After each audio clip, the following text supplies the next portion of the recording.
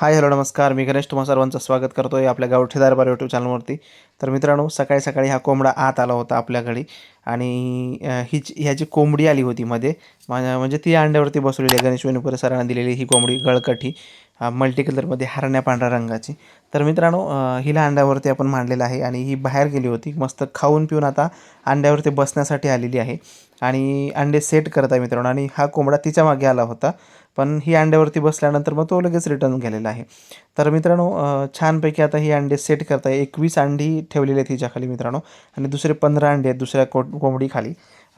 इकडे पाणी ठेवतो आहे. दिवसाची सुरुवात झालेली आहे आणि छानपैकी हे पिण्याचं जे ठेवलेलं आहे रबरी, तर ते स्वच्छ धुतलेलं आहे मित्रांनो. आणि त्याच्यामध्ये औषधाचं पाणी ठेवलेलं आहे. एन्ड्रोटास BS टाकलेलं आहे. थोडंसं शिंकत आहेत कोंबडे आणि हाच एक सिम्पटम्स असतो की सर्दी होणार आहे किंवा खोकला वगैरे येणार आहे, CRD होणार आहे त्यासाठी. तर मग अगोदरच आपण एन्ड्रोटास टाकून दिलं ना, तर मग तिथेच हा रोग थांबतो, यायचाच बंद होतो मित्रांनो. तर सकाळी सकाळी हे औषध पित आहेत मित्रांनो पाण्यामध्ये. एकदम कमी प्रमाणामध्ये औषध घ्यायचं असतं. जास्त प्रमाणामध्ये औषध घेतल्यानंतर पक्षी टोटली पॅरालाइज होतो. म्हणजे हात पाय म्हणजे पाय खुळे होतात मित्रांनो. म्हणजे त्यांच्या पायात लुळे पडतात, पायामध्ये ताकदच राहत नाही. तसे आपल्याकडे 2 झाले होते. त्यापासून आता मी खूप काळजी घेतो की पाणी जास्त आणि 4-5 थेंबच मी टाकत असतो जास्त म्हटलं तर. प्रमाण असतं त्याचंही लिटरला, पण आपण लिटरभर पण पाणी टाकत नाही. आहेतच आपल्याकडे 5 ते 7 पक्षी. 5 माद्या आणि 2 नर, असे 7 पक्षी आहेत मित्रांनो आपल्याकडे.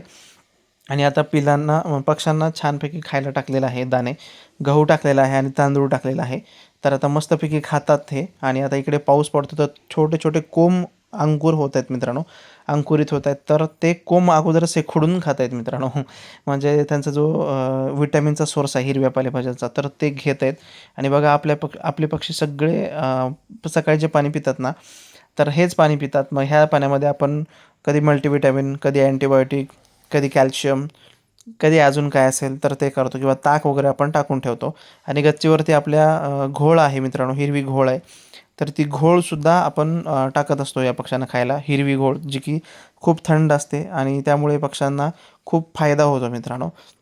आता हे पक्षी जाळीतून बाहेर आलेले आहेत. तर इकडे आपल्या शेजारी जाळी लावलेली आहे मित्रांनो आता. पक्ष्यांना पण सेफ्टी झालेली आहे. बऱ्यापैकी खूप सेफ्टी झालेली आहे.